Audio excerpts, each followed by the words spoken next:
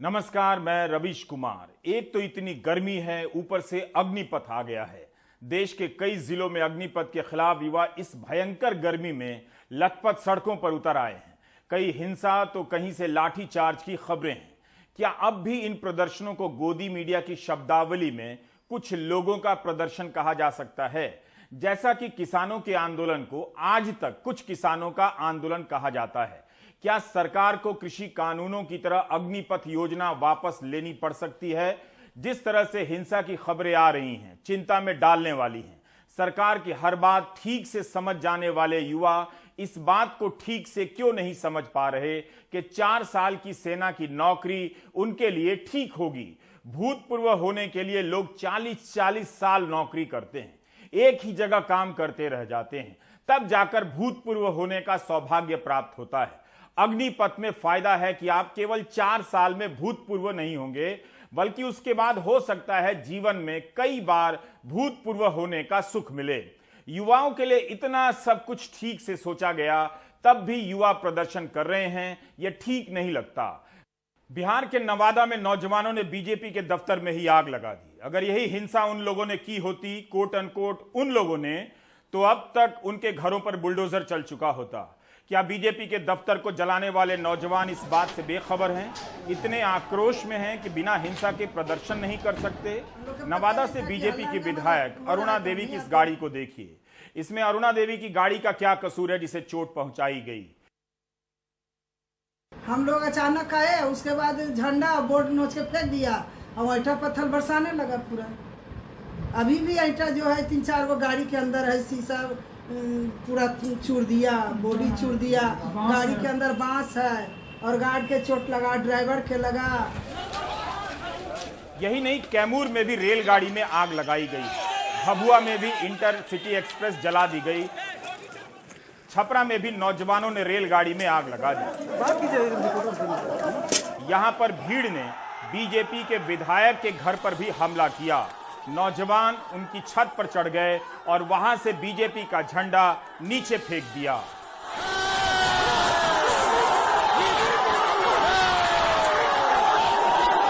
शाम तक से कुछ लोग प्रशासन मिलने को 200 से ज्यादा लोग रहेंगे। उसमें कांग्रेस समर्थक झंडा लिए और आरजेडी समर्थक झंडा लिए हुए आ रहे थे। हमारे आवास पर हमारा नाम लिखा हुआ है, विधायक छपरा लिखा हुआ है। उनको गुस्सा आया होगा और उन्होंने तोड़ फोड़ की प्रक्रिया शुरू की। सूर्या ट्रेन में आग लग गया है। गोपालगंज में भी ट्रेन फूंक दी गई। आंदोलनकारियों ने गोरखपुर पाटलिपुत्र एक्सप्रेस ट्रेन को सिधवलिया रेलवे स्टेशन पर रोककर आग लगा दी। गनीमत है कि ऐसा करने वालों को मीडिया ने उपद्रवी और बलवाई दंगाई नहीं लिखा है। ट्विटर पर कोई दंगाई लिखने की जल्दी में नहीं लग रहा, ताकि बैलेंस बन जाए। जिस तरह से उन लोगों के समय कोट अनकोट उन लोगों के समय लिखा जाने लगा था, क्या ट्रेन जलाकर युवाओं को लगता है कि आक्रोश का यही सही तरीका है?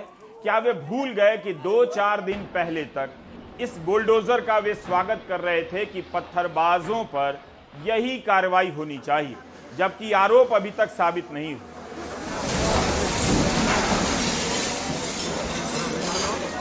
क्या रेल टैक्स पेयर की संपत्ति नहीं है?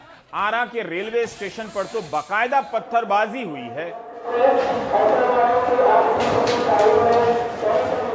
इस तरह से ट्रैक से गिट्टियां उठाकर चलाई गईं। प्लेटफॉर्म को तोड़कर युवाओं को क्या मिला? बिहार में युवाओं पर काबू पाने के लिए कई जगहों पर पुलिस को लाठियां चलानी पड़ी। सवाल सेना में भर्ती का है और सजा रेल यात्री को मिले, यह ठीक नहीं। रेल पथ और रेल कोच को नुकसान पहुंचाना सरासर गलत है। क्या इन युवाओं को इतना भरोसा है कि हिंसा के बाद भी सरकार हर्जाना वसूली के केस नहीं करेगी, मीडिया उपद्रवी और पत्थरबाज नहीं लिखेगा, घर पर बुलडोजर नहीं चलेगा? Are you sure about this?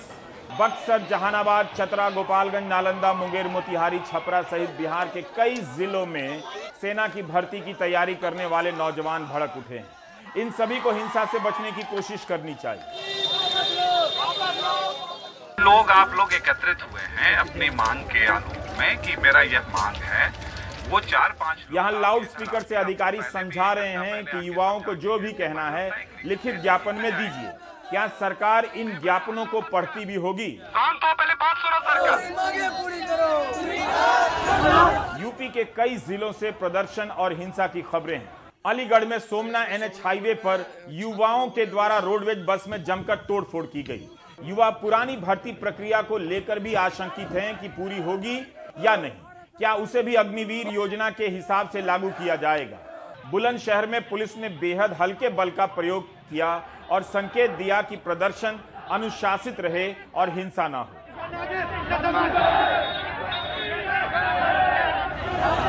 इसके अलावा आगरा, उन्नाव, फिरोजाबाद सहित कई जिलों में अग्निपथ योजना के खिलाफ प्रदर्शन हुए हैं।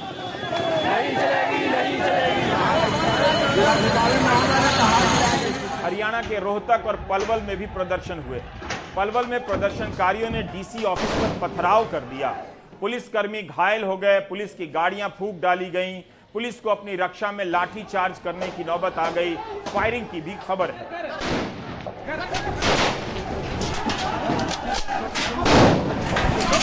हरियाणा के रेवाड़ी में इस तरह से लाठी चार्ज हुआ। युवाओं को भेड़ बकरियों की तरह हाँकने वाला वर्दी में नहीं दिखा। कौन है जो वर्दी में नहीं है और इतनी जोर से मार रहा है? वैसे रेवाड़ी में वर्दी में भी पुलिस युवाओं को दौड़ाती नजर आई। इसे देखकर सितंबर 2013 में रेवाड़ी की वो रैली याद आ गई जिसमें प्रधानमंत्री ने कहा था बचपन में वे सेना में जाना चाहते थे। बचपन के उनके सपनों को ये नौजवान पूरा करना चाहते हैं, लेकिन पुलिस इस तरह से लाठियों से मार रही है। इसके अलावा जम्मू, राजस्थान के सीकर में भी प्रदर्शन हुए हैं और पंजाब के कई जिलों में भी प्रदर्शन की खबरें हैं। कल या परसों पता चला कि हम लोग का जो सी एग्जाम होने वाला था वो कैंसिल हो गया। तो बताइए सर, हम लोग 1.5 साल से लड़के लोग इंतजार कर रहे थे, अब हम लोग क्या करें? सर 1.5 साल से हम लोग फिजिकल मेडिकल पास करके रखे हुए हैं। यहाँ पर हम लोग डायरेक्ट हम लोग रिटर्न कैंसिल कर दिया गया। 1.5 साल से हम लोग मेहनत कर रहे हैं सर। सही 1.5 साल से लगे हुए हैं। 3 साल से भर्ती प्रक्रिया बंद है सर, और ऊपर से TOD लागू हो गया। लड़का एग्जाम निकाल के बैठा था, माँ बाप जमीन बेच के पैसा दिया पढ़ने के लिए, अब एग्जाम कैंसिल हो गई, ना पैसा है ना खाने के लिए उपाय है, तो क्या करेगा सर? घर में अभी तक घर वाला को नहीं बताया कि एग्जाम कैंसिल हो गया है, क्या करेंगे सर बताइए? ऐसा होगा तो घर वाला भी ऐसे में ये सुसाइड नहीं करेगा तो क्या करेगा? लेकिन सरकार के कहाँ तक जूब तक नहीं रखती है सर, कोई कुछ नहीं, कोई सुनवाई नहीं हो रहा हमारा। हम इन प्रदर्शनों को खारिज नहीं कर रहे, लेकिन इस हिंसा का क्या मतलब है? क्या इसलिए कि उन्हें कोई दंगाई नहीं कहेगा, उनके लिए गोदी मीडिया बुलडोजर चलाने की मांग को लेकर बहस नहीं करेगा? आप फर्क देख पा रहे होंगे। कारण भले अलग अलग हैं, गुस्सा एक ही प्रकार का होता है और पत्थर तो एक ही होता है, आगजनी भी एक समान की होती है, मगर एक जगह आंदोलनकारी हैं, एक जगह उपद्रवी, एक दंगाई है और एक दंगाई नहीं है। आप इन घटनाओं की केवल सपाट व्याख्या नहीं कर सकते। सवाल तो बनते ही हैं कि पिछले 8 साल में रोजगार को लेकर ऐसे कितने ही प्रदर्शन हुए, लेकिन हवा क्यों हो गए? हमारा सवाल उन युवाओं से है जिनके एक बड़े वर्ग ने जिस तरह से रिटायर्ड अंकिलों के साथ मिलकर व्हाट्सएप ग्रुप और सोशल मीडिया में हर तरह के लोकतांत्रिक प्रदर्शनों के दमन पर आनंद उठाया, उसे सही ठहराया। उन्हें ऐसा किस आधार पर लगता है कि गोदी मीडिया और व्हाट्सएप ग्रुप में रिश्तेदार और रिटायर्ड अंकिल सपोर्ट करेंगे? लोकतांत्रिक आंदोलनों को सपोर्ट करने वाला समाज बचा ही कहां है? वह तो बुलडोजर से घर गिराने का सपोर्ट करने वाला समाज हो गया है। Do you get my point? युवाओं को समझना चाहिए कि हिंसा का रास्ता छोड़ना ही विकल्प है। यह जरा नहीं भयंकर हिंसा। इतनी हिंसा काफी है कि सरकारें इनके प्रदर्शन पर विपक्ष की सुनियोजित साजिश का लेबल चिपका दें। इतनी धूप में प्रदर्शन कर रहे युवाओं के लिए इससे बुरा कुछ नहीं हो सकता। गनीमत है कि ईडी ने राहुल गांधी को उलझा रखा है, वरना गोदी मीडिया अभी तक इसे मोदी सरकार के विरुद्ध कांग्रेस की सुनियोजित साजिश करार दे दिया होता, बल्कि दिया भी जाने लगा है अलग अलग तरीके से। सरकार को सुनाने से पहले ये युवा एक बार व्हाट्सएप ग्रुप में रिटायर्ड अंकिलों और रिश्तेदारों के पोस्ट चेक कर लें। पता चल जाएगा कि उनके इस प्रदर्शन में समाज उनके साथ नहीं है। कीलें बिछा दी गई थी किसान आंदोलन के आगे, तब भी इस लेबल से छुटकारा नहीं मिला कि यह कुछ किसानों का आंदोलन है। 1 साल लग गए किसान आंदोलन को अपनी पहचान बनाने में। 700 से अधिक किसानों की अलग अलग कारणों से जान चली गई। जाड़ा, गर्मी, बरसात में कांपते, जलते, भीगते रहे, तब जाकर सरकार ने गंभीरता से लिया और कृषि कानूनों को वापस लिया। प्रदर्शन करने वाले युवा जब YouTube में प्राइम टाइम के इस एपिसोड को बार बार देखेंगे, तब जाकर बात समझ आएगी कि धरना प्रदर्शनों की साख समाप्त हो चुकी है और इसमें उनका भी सहयोग रहा है। इसलिए हर हाल में युवाओं को हिंसा से बचना चाहिए, रेल और रोड जाम से किनारा कर लेना चाहिए। अभी से ही वही सवाल दोहराया जाने लगा है जो किसान आंदोलन के समय कहा जाता था कि किसानों ने कानून को नहीं समझा, और अब कहा जा रहा है कि अग्निपथ योजना आए 2 दिन हुए हैं। युवा इतनी जल्दी कैसे समझ गए? कहीं कोई साजिश तो नहीं? पिछले 2019 में फॉर्म भरा गया था, 20 में इस प्रक्रिया को पूरा किया गया और 21 के अप्रैल में मेडिकल क्लियर हो गया। उसके बाद से डेट पे डेट दिया जा रहा है। हमारा एग्जाम 8 बार डेट निकालकर पोस्टपोन कर दिया गया है और अभी तक कुछ भी नहीं किया जा रहा है। इसके बारे में ना कोई युवा, नहीं कोई नेता, ना कोई और चिंतित है। इसमें ना तो कोई 6 महीने में फौजी बन सकता जी, क्योंकि ट्रेनिंग भी कम से कम साल 1.5 साल की ट्रेनिंग होती है जी, और लगभग फौजी को पूरा तैयार होने के लिए 4-5 साल तो लगते हैं जी। ठीक है, 4-5 साल में रिटायर कर रहे हैं। रिटायर करने के बाद ना कोई पेंशन दे रहे हैं, ना कुछ दे रहे हैं, और जो भर्ती की प्रक्रिया वो सेम कर रहे हैं। तो इसमें बच्चों का सब नुकसान हो रहा है। ठीक है, तो एक तरीके से 4 साल की मजदूरी कर दी गई है। तो फौज की नौकरी है जो वो बहुत रिस्क की नौकरी होती है। ठीक है जी, कब कहां से गोली लग जाए कोई पता नहीं होता।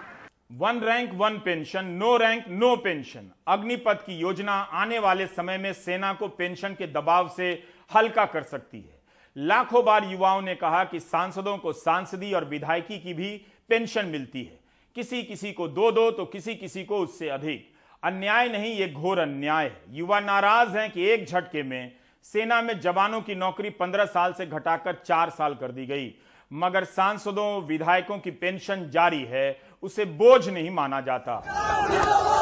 अग्निपथ योजना को लेकर सेना की तैयारी करने वालों के मन में कई सवाल हैं। भाजपा सांसद वरुण गांधी ने अपने ट्विटर पर नाराज युवाओं से कारण पूछे तो जवाब आए हैं। वरुण ने उसे पत्र में बदलकर ट्विटर के माध्यम से सरकार को प्रेषित कर दिया है। रेल पथ और कोलतार पथ पर अग्निपथ का विरोध कर रहे युवाओं का कहना है कि जब 15 साल तक सेना में नौकरी के बाद रिटायर होने पर कॉरपोरेट जॉब नहीं मिलता, सरकारी नौकरी नहीं मिलती, तब 4 साल वालों को कैसे मिल जाएगी?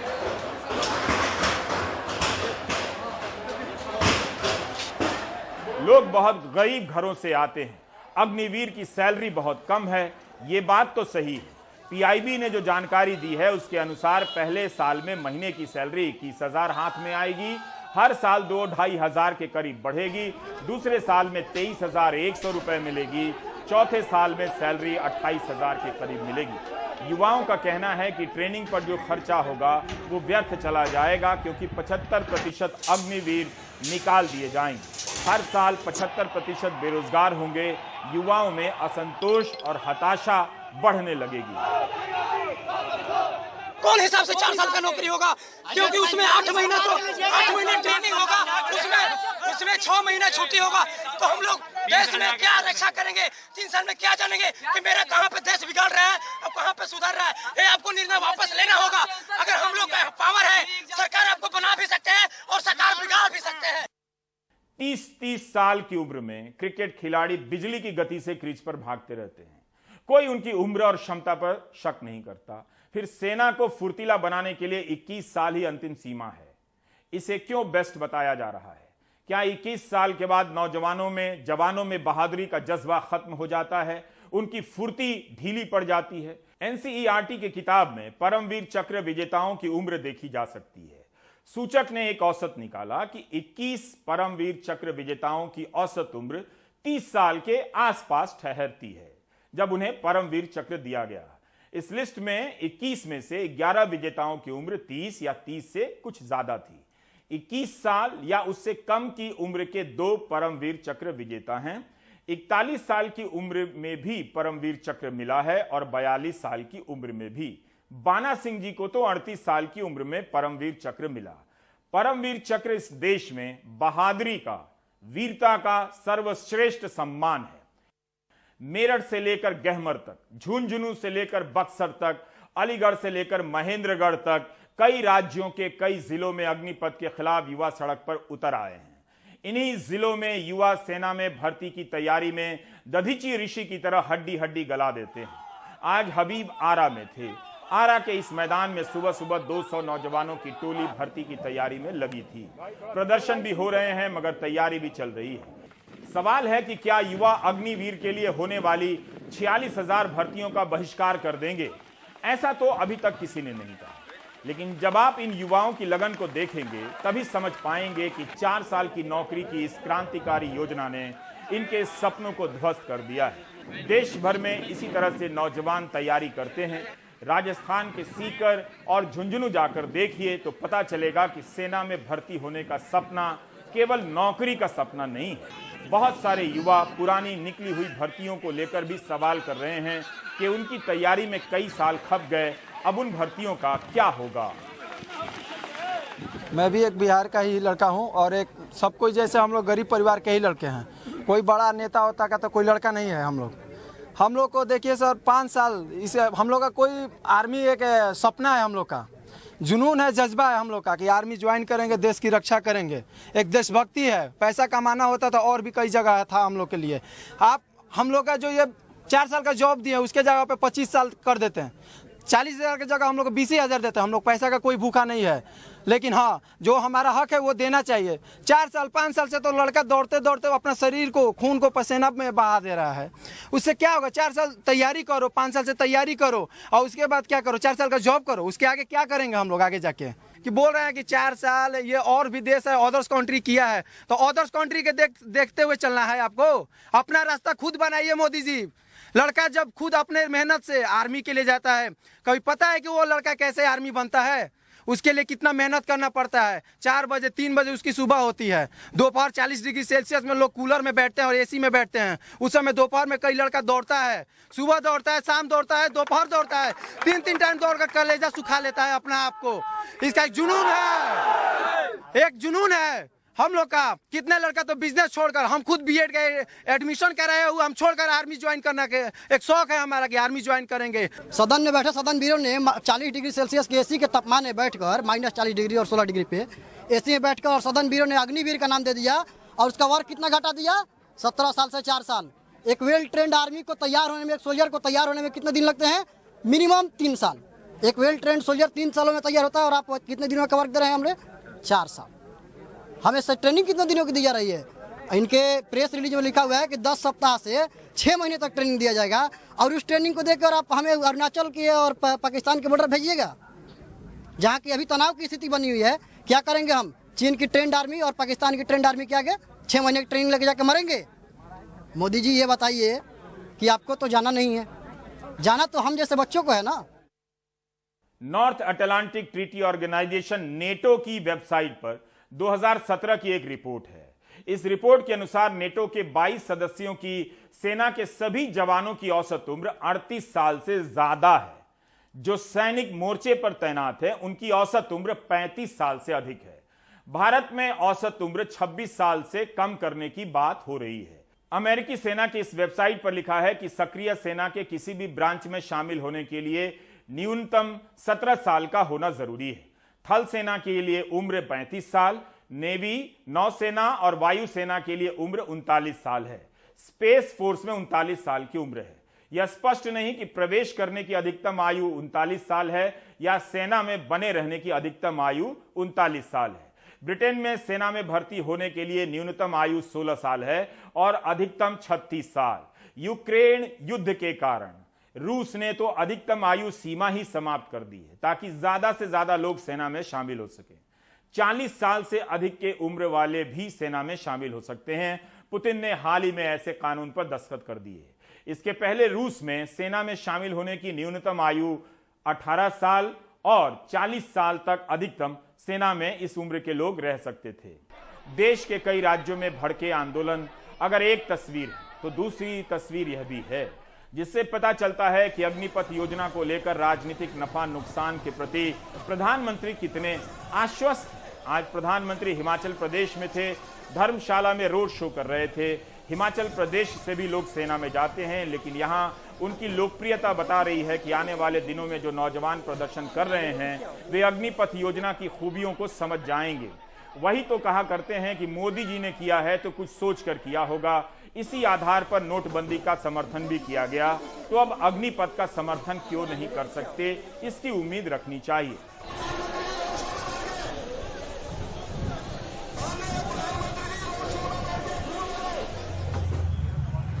आज रक्षा मंत्री ने हर तरह के मुश्किल इलाकों में चलने वाली गाड़ी चलाई, अपने साथ जवानों को बिठाकर बारामूला से बाड़ा खाना पहुंचे।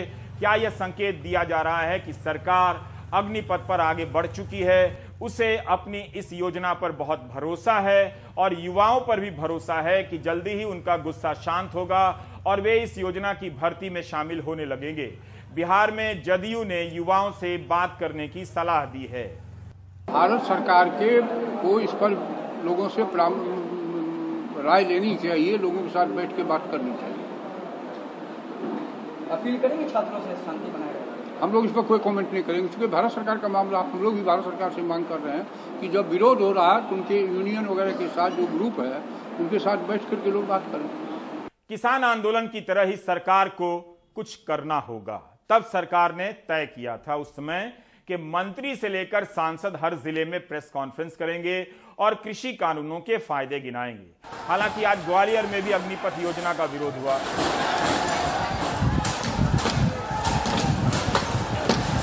नरेंद्र मोदी जी जिंदाबाद। लेकिन कृषि कानूनों के समय किसान सम्मेलन शुरू हो गया था, जिसमें उन किसानों को भी लाया गया जो किसी ना किसी योजना के लाभार्थी रहे। इन युवाओं में भी कोई ना कोई लाभार्थी होगा, उन्हें लाकर अग्निपथ की योजना समझाई जा सकती है। क्या इस बार भी बीजेपी अपने सांसदों को और सरकार में अपने मंत्रियों को उन जिलों में भेजेगी जहां के युवा सेना में भर्ती की तैयारी करते हैं, ताकि नौजवानों का गुस्सा शांत हो? और हमारा नेता सरकार की तरफ से सूत्रों के हवाले से सवालों के उत्तर भेजे जाने लगे हैं। इसमें सरकार ने बताया है कि यह बात सही नहीं है कि अग्निपथ योजना से भविष्य असुरक्षित होगा। जादुई सूत्रों के अनुसार 4 साल बाद जो नौजवान उद्यमी बनना चाहेंगे उनके लिए वित्तीय पैकेज और बैंक से कर्ज की योजना है। जो आगे पढ़ना चाहते हैं उन्हें 12वीं कक्षा के बराबर सर्टिफिकेट दिया जाएगा और आगे की पढ़ाई के लिए ब्रिजिंग कोर्स होगा। जो नौकरी करना चाहते हैं उन्हें CAPF यानी केंद्रीय सशस्त्र पुलिस बलों तथा राज्य पुलिस में भर्ती में प्राथमिकता दी जाएगी। अन्य क्षेत्रों में भी उनके नौकरियों के कई अवसर खोले जा रहे हैं। क्या यह जवाब काफी है कि अग्निवीर की भर्ती पुरानी भर्ती की तुलना में ज्यादा होगी? भर्ती की संख्या का सवाल तो है, लेकिन युवाओं का मूल सवाल है कि 4 साल के लिए भर्ती क्यों हो रही है? वे 4 साल बाद निकाले जाने के लिए तैयार नहीं है। सूचना प्रसारण मंत्रालय ने भी एक पोस्टर जारी कर अग्निपथ की खूबियां बताई हैं। बीजेपी के प्रवक्ता भी इस पोस्टर को ट्वीट कर रहे हैं। इसमें बहुत अच्छे से समझाया गया है कि 4 साल के अनुशासित जीवन के बाद 24 साल की उम्र का व्यक्ति अन्य की तुलना में नौकरी पाने के लिए हमेशा एक बेहतर विकल्प होगा। हमारा सवाल है, तो क्या सेना की भर्ती को स्किल डेवलपमेंट सेंटर के तौर पर बना दिया जाएगा? तीसरा पॉइंट है जो बहुत जोरदार लगा। मेरा दावा है कि इसे सुनते ही आग बबूला छात्र बगुला भगत बन जाएंगे। तीसरे पॉइंट में कहा गया है कि 4 में से 1 को पक्की नौकरी मिलेगी। करियर में एब्जॉर्प्शन का चांस क्या कम है? पता नहीं हिंदी के पर्चे में एब्जॉर्प्शन क्यों लिखा है, लेकिन इसका मतलब यही है कि 4 में से 1 को पक्की नौकरी मिल जाएगी। ये बहुत है। चौथा पॉइंट भी उससे शानदार है। इसमें तो उल्टा सवाल पूछा गया है कि कितने लोगों के पास 21 से 24 साल के बीच 12 लाख की पूंजी जमा होती है। इसके बाद समझने के लिए कुछ नहीं रह जाता। वैसे सूचना प्रसारण मंत्रालय के ट्विटर पर जाकर आप और भी पॉइंट देख सकते हैं और समझने का सुअवसर प्राप्त कर सकते हैं। सूचना प्रसारण मंत्रालय की तरफ से जारी यह पोस्टर पढ़ लेने के बाद अगर किसी को समझ ना आए तो वह पक्का गोदी मीडिया नहीं देखता होगा। इतनी अच्छी तरह से समझाया गया है कि पूछिए मत। एक सवाल तो यह भी है कि आप में से कितने लोग 24 साल की आयु में सेटल हो जाते हैं? दोहरा देता हूं कि आप में से कितने लोग 24 साल की आयु में सेटल हो जाते हैं? यह सवाल क्यों है, समझ नहीं आया। अगर सरकार यह सवाल युवाओं से पूछ रही है तो क्या इसका जवाब यह हो सकता है कि 24 साल की उम्र में अगर कोई सेटल नहीं होता तो क्या आप उसे 4 साल के बाद 24 साल की उम्र में निकाल देंगे? यही वो तर्क है जिसे व्हाट्सएप ग्रुप में रिटायर्ड अंकिल तुरंत स्वीकार कर लेंगे, फॉरवर्ड कर देंगे। थोड़ा टाइम लगेगा, लेकिन युवा भी फॉरवर्ड मैसेज को पढ़कर मान ही जाएंगे। उद्योगों की महान संस्था फिक्की ने भी ट्वीट कर सरकार की इस नई योजना का स्वागत किया है। फिक्की ने कहा है कि इस योजना से उद्योगों के लिए अनुशासित और कौशल से लैस युवा मिलेंगे। कोई नहीं पूछ रहा कि 2015 से चल रहा स्किल इंडिया अभियान कहां चला गया, उससे कौशल युक्त युवा उद्योगों को क्यों नहीं मिला, जो अब सेना के रास्ते से अनुशासित और कौशल युक्त युवाओं का बहाना बनाया जा रहा है। सूत्रों के हवाले से बताया जा रहा है कि पिछले 2 वर्षों से पूर्व सैन्य अधिकारियों के साथ विस्तार से चर्चा की गई। यह प्रस्ताव मिलिट्री ऑफिसर विभाग में मिलिट्री अफसरों द्वारा तैयार किया गया। यह विभाग सरकार ने ही गठित किया है। खतरों से आंखें मिलाने का हो जुनून। कई पूर्व सैन्य अधिकारियों ने इस योजना को स्वीकार किया है, सराहा है। सरकार ने हल्के में लिया होता तो इसके लॉन्च पर रक्षा मंत्री के साथ साथ सेना के तीनों प्रमुख नहीं आते। इतनी विस्तृत प्रेस कॉन्फ्रेंस बहुत कम होती है। सेना के तीनों प्रमुखों का साथ आना बता रहा है कि सरकार अग्निवीर योजना से पीछे नहीं हटेगी। संकल्प कर। अगर कहा जाता है कि 20 लाख जो डिफेंस के पेंशनर्स हैं, उस पर 6 लाख तो विधवाएं हैं, तो अगर उससे तकलीफ होती है तो 52 लाख जो सेंट्रल गवर्नमेंट एम्प्लॉइज हैं वहां ऐसा काम क्यों नहीं होता? वो तो दुगना है पेंशन एक्सपेंडिचर। और ये जो 20 लाख डिफेंस के पेंशनर्स हैं, उस पर 6 लाख तो सिविलियन पेंशनर्स, वो कोई फौजी नहीं है। तो अब ये एक तो वो है। अगर दूसरी तरफ से देखें तो यूथ प्रोफाइल, जो युवा प्रोफाइल है, वो 32 साल से 35 साल तक मतलब कम होगी। एक कॉम्बिनेशन होगा, लंबी दूरी की सर्विस होगी और शॉर्ट ड्यूरेशन की सर्विस होगी। और सबसे बड़ा सवाल जो उठता है, एक युवा जो फौज में आएगा वो अनसर्टेनिटी में आएगा कि क्या मैं परमानेंट रहूंगा कि क्या मेरा ये शॉर्ट टेन्योर रहेगा। तो उससे, उसके बर्ताव से, उसके अप्रोच से, ओरिएंटेशन में काफी प्रभाव, एक तरीके का प्रभाव हो सकता है। तीनों सेनाओं के लिए ये उतना ही फायदेमंद है। कई बार लोग बोलते हैं वायुसेना में टेक्नोलॉजी की ज़्यादा ज़रूरत है, बट आप देखते हैं कि आज का युवा हम जैसे लोगों से ज़्यादा ही टेक्नोलॉजी से ज़्यादा वो यूज़ करता है। जहाज पे जो काम कर रहा है, पहले खुद मशीन से काम करते थे, आजकल एक आईपैड लेके उसमें इंस्ट्रक्शंस आते हैं।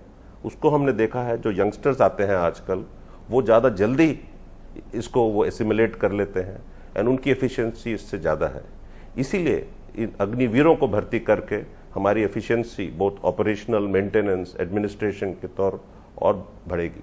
राष्ट्रीय लोकदल और राज्यसभा सांसद जयंत चौधरी बिश्नोई ने ट्वीट किया है कि वे इस मुद्दे पर पश्चिम उत्तर प्रदेश के इलाकों में युवा पंचायत करने जा रहे हैं। जयंत ने मांग की है कि सरकार अग्निपथ योजना वापस ले।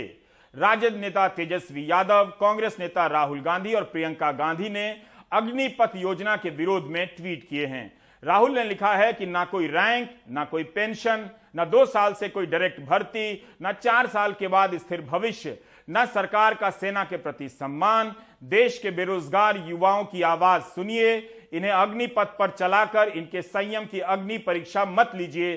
प्रधानमंत्री जी, जिन नौजवानों के लिए इस योजना को बनाया है वही सड़कों पर आ रहे हैं, इसका घोर विरोध कर रहे हैं, उनके भविष्य को अंधकार में जाते हुए वो देख रहे हैं। मैं चाहूंगा कि सरकार इस स्कीम को वापस ले और इस प्रकार की योजना बनाने से पहले विचार विमर्श हो। लोग, जो नौजवान हमारे पढ़े लिखे साथी हैं, भाई बहन हैं, उनको रोजगार के अवसर मिलने चाहिए। देश में उद्योग लगे, निवेश हो, अर्थव्यवस्था बेहतर हो, हम सब चाहते हैं। लेकिन इस प्रकार की योजना की जो घोषणा हुई है उसका इतना विरोध हो रहा है पूरे देश में। मैं आग्रह करूंगा केंद्र सरकार से कि इस अग्निपथ योजना को वापस लें, क्योंकि सेना के साथ खिलवाड़ नहीं होना चाहिए और नौजवानों के भविष्य के साथ खिलवाड़ नहीं होना चाहिए। कोई कारगर योजना लेकर आए जो स्थायी रूप से लोगों को रोजगार मिले। क्या विपक्ष एक बार फिर जल्दी कर रहा है? आगे का तो नहीं कहा जा सकता, लेकिन इस वक्त के आक्रोश या प्रदर्शन को नीतियों से नाराजगी तक ही सीमित समझना चाहिए, इससे ज्यादा नहीं। अगर राहुल गांधी चेतावनी देते हैं कि प्रधानमंत्री युवाओं की अग्नि परीक्षा ले रहे हैं, तो याद रखा जाना चाहिए कि अपवाद को छोड़ दें तो जब भी रोजगार का मुद्दा गर्म हुआ है, उसके बाद के चुनाव में बीजेपी को ही युवाओं ने वोट दिया है।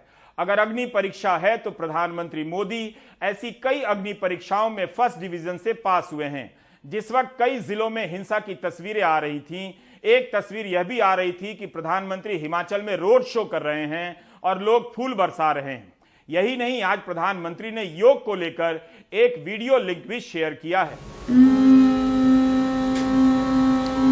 Bhramara means a black bee.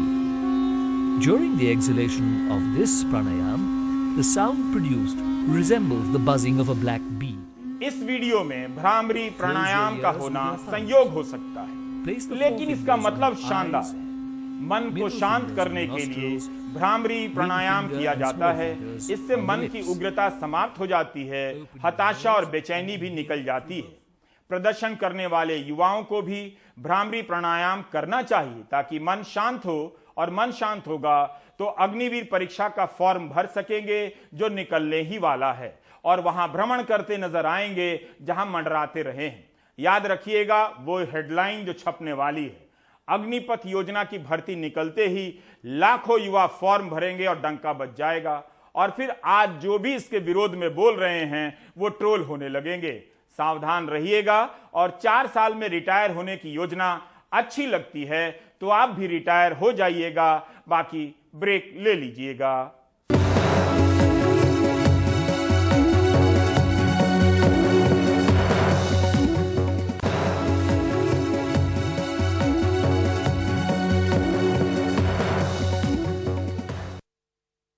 क्या बुधवार को दिल्ली के कांग्रेस मुख्यालय में दिल्ली पुलिस की सक्रियता सीमा पार कर गई, और गेट पर जो धक्का मुक्की हुई उसमें कई पत्रकारों को चोटें भी आई हैं। कांग्रेस के नेताओं ने विशेषाधिकार हनन के मामले को लेकर राज्यसभा में शिकायत की है और दिल्ली पुलिस में मामला भी दर्ज कराया है। कांग्रेस मुख्यालय में दिल्ली पुलिस का यूं घुसना, युवा कांग्रेस के अध्यक्ष को पुलिस द्वारा लात मारा जाना, महिला सांसद और कार्यकर्ताओं को सड़क पर घसीटना और दुर्व्यवहार, ये सब वे तस्वीरें हैं जिनके आधार पर कांग्रेस पार्टी ने लिखित शिकायत दर्ज कराई है। कांग्रेस संसदीय दल ने लोकसभा स्पीकर से मुलाकात कर दिल्ली पुलिस के दुर्व्यवहार की शिकायत की। हमारे ऊपर जिस तरीके से अत्याचार और हिंसा हुआ है और होने वाला है, विस्तृत रूप से इसके व्याख्यान हम लोग दिए हैं स्पीकर साहब को। यहाँ के पुलिस वालों ने कल हमारे एमपी के साथ इस तरीके की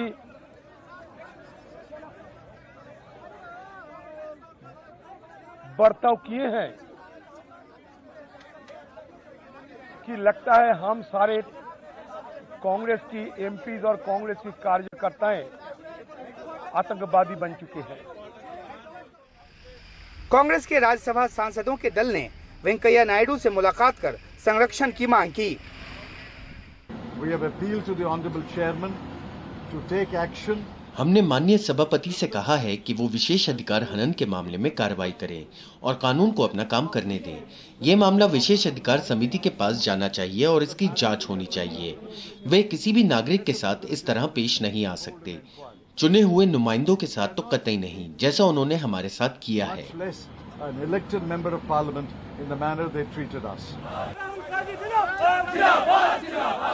अपने नेताओं के साथ हो रही ज्यादती के विरोध में कांग्रेस पार्टी ने गुरुवार को कई राज्यों के गवर्नर हाउस का घेराव किया। 17 जून को राहुल गांधी की एक बार फिर ईडी के सामने पेशी होनी है। ऐसे में कांग्रेस और दिल्ली पुलिस के बीच खींचतान की आशंका बनी हुई है। नई दिल्ली से उमाशंकर सिंह, एनडीटीवी इंडिया। आप देख रहे थे प्राइम टाइम। नमस्कार।